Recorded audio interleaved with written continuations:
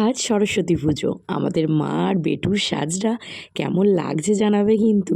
তার স্টাইলটা দেখো, কীভাবে হাতটা দিয়ে সে দাঁড়িয়ে পোজ দিচ্ছে, অনেক কিছু শিখে গেছে। সরস্বতী পুজোর বাজার ঘুরতে তো বড়মশাই নিয়ে যাবেন না, তার এখন রোজই কাজের চাপ, কী আর করা যাবে। তাই আমি আমার সোনা পাপাকে নিয়ে চলে এলাম আমার আঁকার ক্লাসে, যেখানে আমি আঁকা শিখতাম। এই হচ্ছে আমাদের স্যারের মেয়ে আর আমারই কিছু বন্ধু বান্ধব তারা রয়েছে। তো সকালবেলা পুজো হয়ে গেছে, কিন্তু আমি এসেছি অনেকটা বেলায়। এই যে আঁকাটা দেখছো, এটা আমার স্যারের হাতে আঁকা।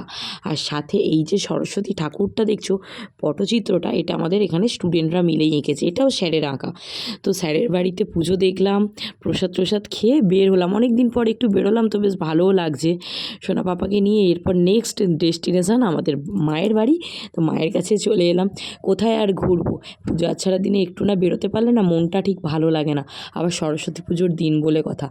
তো তাই জন্যই সোনা পাপাকে নিয়ে বেরিয়েছিলাম মায়ের বাড়িতে। এরপর যখন ও দুপুরবেলা ঘুমিয়েছে, মা বুড়ি সে কি আদর আদর করে করে ভাইকে ডাকছে, ভাই ওঠ, ঘুমাস না ভাই, উঠে পড়, বেড়া করতে যাব। সে কি ভালোবাসা ওদের দুজনের।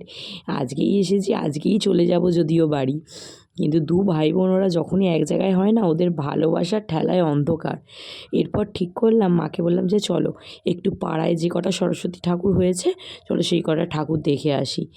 দেখো দু ভাই বোন এই দেখলে তো কত পিস, আবার দেখো কীরকম মারধর শুরু করে দিয়েছে। দেখো এত মারে, বড্ড মারকুটে হয়েছে ছেলেটা আমার। এরপর বাড়ি থেকে রেডি সেডি হয়ে বেরোলাম পাড়ায় ঠাকুরগুলো দেখতে। এটা রোডের উপরে একটা ঠাকুর হয়েছিল, এত অসাধারণ ঠাকুরটা হয়েছে। তো ঠাকুর দেখে বাড়ি এলাম এক প্লেট চাউমিন নিয়ে।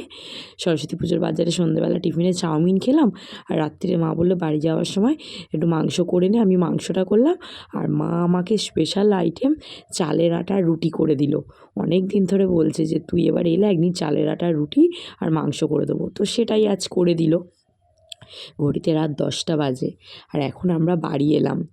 সারাদিন অনেক হই হুল্লোড়, বাড়িতে হই হুল্লোড়, বাইরে অনেক দিন পর ঘুরতে বেরিয়েছি। স্যারের বাড়িতে গিয়ে সব পুরনো বন্ধুদের সঙ্গে দেখা, দিনটা বেশ দারুণ কাটলো কিন্তু। টাটা।